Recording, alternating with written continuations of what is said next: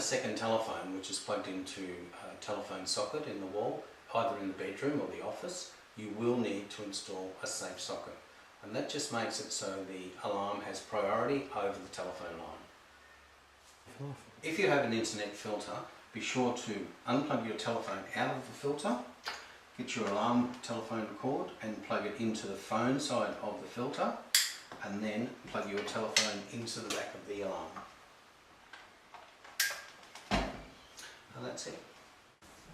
To install your safe socket onto your extension telephone, please remember to read your installation and user guide for the safe socket, and then I'll show you how to do it. What you need to do is pick up your telephone.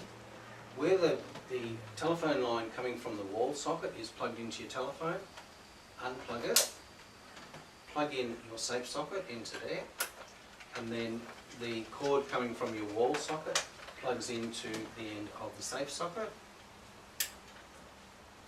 and then just lift your receiver to make sure that you have got dial tone. Now the reason for doing this is if this phone is off the hook, the alarm will take priority on the line and dial out to make a medical emergency call.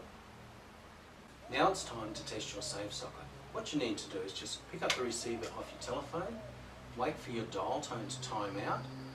Once you hear that the dial tone is gone, just put your receiver down on beside the phone, press your pendant for your emergency alarm, then you will hear the alarm starting to dial out. Once the alarm has gone through, the operator will answer and you can just tell them that you're doing a safe socket test. That's all there is to it. Remember to test your pendant once a month so you're familiar with the system.